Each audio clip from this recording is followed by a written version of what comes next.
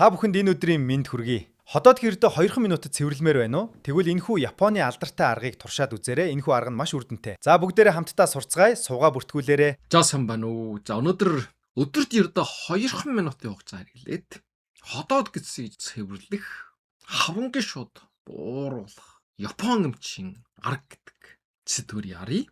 За ходоод гисийг цэвэрлэн гэж юу вэ гэх юм бол ходоод гисэн чуулсан хорт бяцуудыг арилгах арга гэсэн. Энэ ходоод гис гэдэг чинь хөдөлгөөн тутсан үед, жин нэмсэн үед хорт бяцаар дүүрдэг юм байна. Тийм учраас гидс чүлхий шаарддаг бай.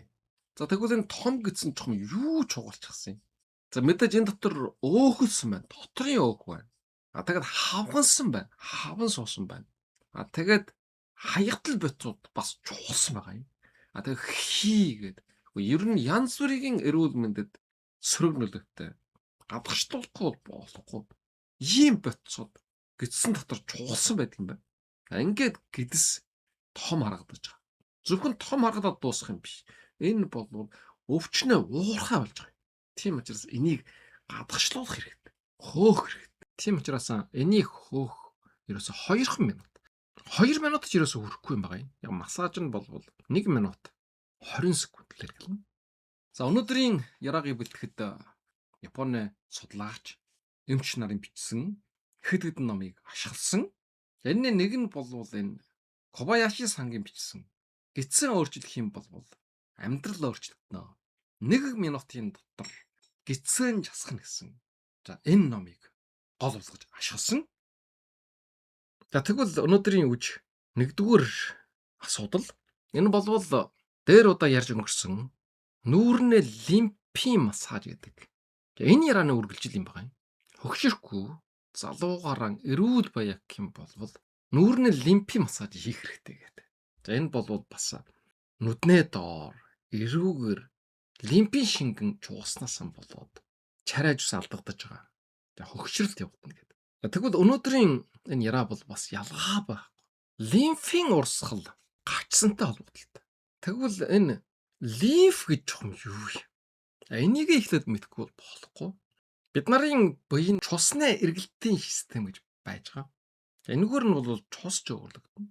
За энэний хажуухаар нь бас энэ тунгалгын систем, лимфийн шингэнэ урсгалын ийм систем бас байдгийн байна. За энийг бол лимфийн систем гэж байна. Тунгалгын систем. Тэгвэл энэ лимф гэдэг нь бол ерөнхийдөө муу усны сув гэсэн үг. Одоо бол энэ хот сууран газар бүгд муу усны сувгатай байж байгаа. Бид нар хувцас угаана, усан дорно, хоол умд хийн. Ингээд хэргэлд дууссан усыг хотын муу усны сув руу нийлүүлж идэг. Тэгээ энэ муу усны сувг нь бол дараа нь энэ усыг чивэршүүлээд гол ус руу далай руу оруулах тохиолдол байна. Эсвэл наадах чинь бүр сайн ариутгаж чивэрлээд эргээд чивэр усны сув руу нийлүүлэх тохиолдол байгаа. За энэ шигэн бид нар хооломд идээд шим тэжээл аваад за энэ шингээлтийн системээр дамжаад боловсрогдоод шууд цус руу ордог юм байна. Тэгээд цусан тэр шим тэжээлүүдийг биеийн эс эдүүд рүү хуарлах юм байна. Тэгээд энэ авсан шим тэжээлийн хаягдл бацуудыг лимфийн судас сорж авдаг юм байна. За энэсээ гадна бас биеийн дотор байж байгаа бусад хэрэггүй усан зүйлүүд байна. Үгсэн эсэд гэдэг ч юм уу. Тэгээд цусаар дамжаад орж ирсэн хортой бодисууд. Энэ бүх зүйлийг л дэж биеэс гадагшлуулах хэрэгтэй. Тэгэхээр энийг яаж гадагшлуулах вэ гэдэг зэрэг тунгалгын систем лимф руу оруулдаг юм байна. Тэгэхээр лимф дотор юу байна вэ гэвэл хаягдл бодис хортой муу гэдэг зүйлүүд байдаг гэж тэгж ойлгож байна. Тэгээд дараа нь лимф энийг бас чивэрлээд хоргуужуулаад эргээд цус руу нийлүүлдэг. Энэ дээр нэмээд бас өнөөдөр шинээр олж мэдсэн зүйл нь юу вэ гэвэл бид нар хөдөлгөөн хийхгүй удаан суудах ч юм уу. Эсвэл жин нэмдэг ч юм уу. За ямар нэгэн байдлаар хөдөлгөөний дутагдалд орсон тийм боломж нь хязгаарлагдсан ийм нөхцөлд ор гидсэн дотор хортой бодисууд чуулдаг гэж байгаа байхгүй юу? Тэгээд хоолны үлдэгдлүүд эсэлдээд өмхөөрөөд муутдаг. Бид нар бол энэ халуунд хоолны үлдэгдэл янз бүрийн чанар муутж байгааг харж байгаа. Тэгэхээр энэ бол бид нарын гидсэн дотор бас явж идэг гэж байгаа. Гэхдээ энэ бол эрүүл хүний гидсэнд явахдаггүй. Ямар хүний гидсэнд явах вэ зэрэг. Гидсэн гүрвэлжиж хөдлөхгүй. Тэр хөдөлгөөн нь хязгаарлагдсан хүмүүсийн гидсэн дотор болно. Гидс бол өөрөө ингэж гүрвэлжээд хөдлөөд тэр хоол хүнсээ боловсруулад ялгцсаар тэгээ хэрэггүй бодис нь гаргаж яадаг байхгүй юу? Гэтэл вэ штэ. Хөдлөхгүй олон чаг суугаад хөдөлгөөний дутагдалд архаг орчсон үед болвол энэ гидснээ өөрийнх нь гүрвэлж хөдөлгөөн хүртэл муутдаг. Ингээд гидснээ гүрвэлж хөдөлгөөн чохсонго байдалд орох юм болвол тэр гидсэн дотор хоол хүнс чинь муутаад хортой бис болж хувирдаг гэсэн. Тэгэхээр энэ гидс болвол бас асар ухаалаг учраас яах вэ? Чусан дотроос маш их хэмжээний шингэнийг гидс рүү шахдаг гэж байна. Яагаад гэвэл нөгөө гидсэн дотор байж байгаа тэр хортой бодис болж хувирсан тэр хоолны үлдэгдлүүдийг шингэлэхийн тулд бүр 2-оос 3 литр усыг өдөр болгон тийш гидс рүү зөвөрлөг гэж байна. Гал тиймэр гарах юм бол тэр унтраах гээд усаж юм эсвэл гал унтраад тэр бодисыг зашин штэ. Тэр гидсэн дотор ч өтгөрөөд хортой бодис чухалсан учраас тэрийг шингэлэхгүй л болохгүй. Ийм механизм бид нарын гидсэн дотор байдаг гэсэн үг. Тэгээд тэр гидсэн дотор чуулсан ус нь яг лимф руу орно. Нөгөө эрүүл мэндэд хортой бохирдсан тэр шингэнтэй усыг лимф руу оруулна. Тэр лимф угаасаа тэрийг шийддэг сувган байгаа шүү дээ. Тийм учраас лимф руу оруулна. Ингээд гидснээ лимф хавганж ус чуглаад том болдог гэсэн. За энэ судалгаагаар бол хүний биеийн лимфийн бүр 60% нь хэвлий гидсэн дотор байдаг гэж байна. Их хэмжээний шингэнийг тэнд агуулга болж чаддаг. Тэгээд сая ярьсан ягаад гидснэг бүрүүлж хөдөлгөөн муутаад хортой бодис чухалчсан юм бэ гэвэл хөдөлгөөн хийгээгүйсэн болоод хөдөлгөөний дутагдлаас болоод ийм хүн гидсэн доторх лимфийн урсгал бас гачсан байна гэсэн үг. Гидсэн доторт нь чуглаад байхаас биш цаашаа ялгаруулж чадахгүй. Буцаагаад тэрийг чивэрлэж цус руу оруулах хэрэгтэй шүү дээ. Гэтэл тэр процесс нь явагдхан болчихсон гэсэн үг. Тэгээд гидсэн бүрхөө шиг болж байгаа юм. Жирэмсэн шиг болж байгаа. Ийм том болж байгаа юм. Цус болвол зүрх гэдэг шавхурга байдаг. Тийм учраас хөдөлгөөн хийхгүй байсан ч гэсэн цус болвол бүх биеэр эргэлж идэг. Гэтэл лимфийн систем бол тийм юм байхгүй. Ночоос байхгүй, шавхурга байх. Тэгэд яах вэ гэдэг зэрэг. Тэр чугалсан газар байж гэн гэсэн. Тийм учраас одоо ярах гэж байгаа энэ массаж хэрэгтэй. Гидсэн дотор лимфийн шингэн чугалчсан байна. Хортой бодис агуулсан. Тэрийг яаж хөдөлгөөнд оруулах вэ гэдэг зэрэг. Гаднаас нь массаж хийхээс өөр байхгүй. Илж нухлахаас өөр байхгүй гэсэн. Тийм учраас дараагийн хэсэгтэр ярина. Яаж тэр массаж хийх вэ гэдэг. За ингээд энэ массаж хийх юм бол нэгдүгээрд лимфийн шингэн өөрийнхөө гулдралаар өөрийнхөө системээр урсаад тэгээд лимфийн жангалаа гэж байгаа. Тэн дээр бол тэр тархалгааны эсүүд байгаа. Тэрийг чивэрлээд хоргохгүй болгоод эргээд цус руу оруулаад цус болтой зэрэг бусад эргэтнүүд рүү дамжуулаад тэгээд шээс болоод ингээд биес ялгараад гарах ёстой юм байгаа юм. Тэгтээ зэрэг юу үүсэх вэ? Мэдээ жин хасагдсан шүү дээ. Лимфэд шингэн хурамдлагатаад гидсэн дотор ч бүр 60%. Тэгэхээр тэрийг урсаж гарах ёстой. Тэр урсаж гараад хэвийн ажиллагаатай болох юм бол жин хасагдана. Энэ чинь нэгдүгээр асуудал. Хоёрдугаар асуудал нь бас бид нартай маш их холбоотой. Тэр тусмаа одоо өөх тос их иддэг манай монголчуудын хувьд бол ихэвчлэн одоо том бүдүүн биштэй гидстэй байдаг. Тэгэхээр булчин мэдээж байж байгаа. Хар бор ажил хийж байгаа. Махиж байгаа учраас бас булчин нэмэгдэн. Тэрнээс гадна тэр өөх бол яг тэр хэвээр биеийн чинь чуглараад үлжих болчоо байгаа. Тэгээ энэ бол бас энэ номон дээр гарч ирсэн хамгийн гол санаа нэг. Бид нар хоол хүнснээс нь өөхийг авч байгаа. Тэгэхээр өөх бол энэ шингэлтийн системээр дамжаад биеинд шингээд энерги болох хэвээр. Гэтэл биш та. Энд бас нэг асуудал гарч ирж байгаа юм.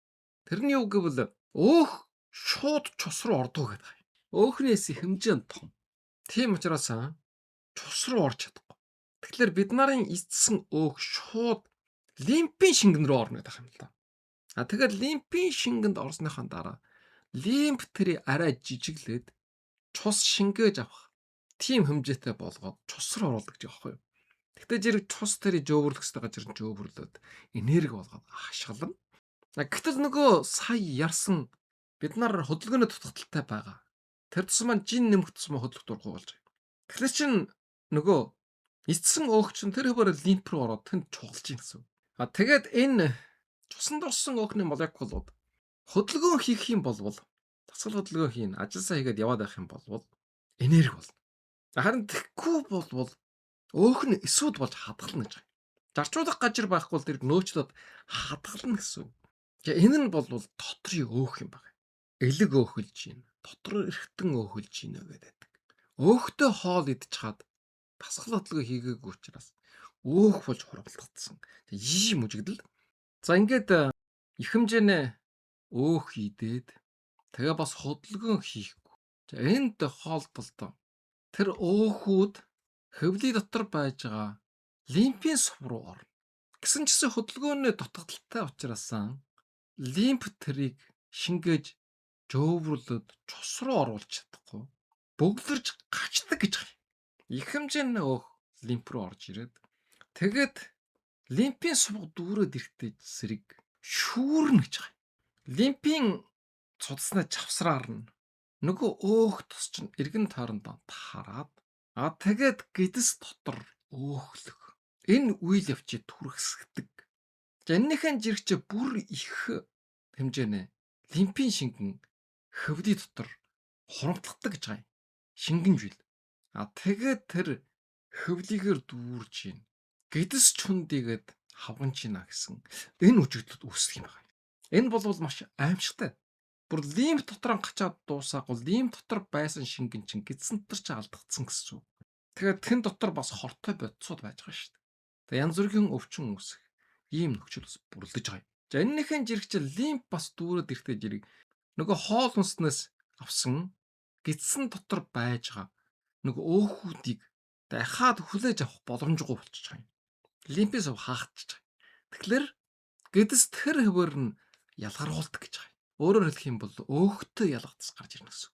За тэр хэрэггүй өөхийг шууд ялгадас болгоо гаргаа хайж авах учраас сайн бижтэй гэж бодож магадгүй. Гэтэл харамсалтай нь тийм биш. Хүний биед өөх хэрэгтэй. Өөх байхгүй болвол энэ витамин E ч юм уу, D ч юм уу, Е ч юм уу, К ч юм уу энийг шингээх чадвар мутдаг юм л да. Шимдэжлийн дутагдал орно гэсэн. Гэх мэтийн төрөл бүрийн ийм яруутай асуудлууд үүсдэг юм байна. За тийм учраас энэ баларсан асуудлыг шийдэх хамгийн сайн арга нь юу вэ гэвэл дасгал хөдөлгөөн сайн хийх хэрэгтэй. Хөдөлгөөний дутагдал орж болохгүй. Мэдээж биеийн хүчний ажил хийгээд байн хөдөлж хүмүүсийн хувьд бол асуудал байхгүй. Харин сууж ажиллаж байгаа.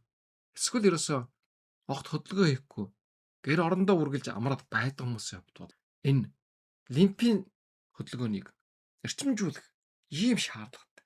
За тэгвэл залгаад лимфийн урсгалыг сайжруулах гэдэснээ массаж ярив. За нэгдүгээр массаж. За нэгдүгээр массаж болвол гэдэснээ жангалагыг суллах, нар зүв хийх, илэлэг гэсэн ийм нэртэй. За энийг болвол ерөөсөө 40 секунд хийхэд хангаалттай. За энийг болвол орон дээрээ сайхан дээшээ тайван хөвтөж яагаад эсвэл сандал дээр сууж яагаад хийх боломжтой. 2 грамм давхарлаж яагаад. Ингээд гарынхаа алгаар хүйснээс багж ирэх доор баруун доод гэсгэд байрлуулж яагаад нар зүв дарж нухлах байдлаар илэг хийх юм байна. За яг энэ гэсгэд бол энэ бүдүүн гэдэс хоолны үлдэгдлийг гадагшлуулдаг ийм гэсэг байна. Тэгээ амьсгаан гаргах үед нь энэ илэг хийн. За нар зүв гэдэг нь бол их чухал гэдэг байгаа шүү. За энэ бол чиглэлийг өөрчилж болохгүй. Гараараа бас гэтэрхээ хүчтэй дарж болохгүй. Боловсрсон улаан лойл дээр дарж байгаа юм шиг. Тийм хэмжээнд помидор дээр дарж байгаа юм шиг. Тийм хэмжээнд дарах хэрэгтэй. Хүчтэй дарвал бичарчих шүү дээ. За амьсгалтайгаа хослуулах их чухал. Амьсгалаа гаргаж явах үед дарна. За ингээд баруун доод талд дуусаад эргээд баруун дээд талд. За энэ болвол хавирны доод талд. Тэгээд дараа нь зүүн дээд тал, зүүн доод тал гэдэг ийм дөрвөн байрлалд энэ дарж нухлах энэ массажийг хийн. За одоо 2 дугаар арга. За 2 дугаар нь бол массаж биш. Гүүн амьсгах арга юм байна. За энийг бол хэвлийгээр амьсгах ч юм уу эсвэл өрчнөө амьсгал гэж нэрлэдэг. За хамгийн одоо үр дүнтэй арга зөвхөн өнөөдрийн асуудлаар биш. Стресстэй үед ер нь байнга ингэж одоо гүүн амьсгал, өрчнөө амьсгал хийж байх хэрэгтэй. Ингэж сурсан байх хэрэгтэй. За энэ бол яаж хийх вэ гэвэл хамраараа гүн амьсгах.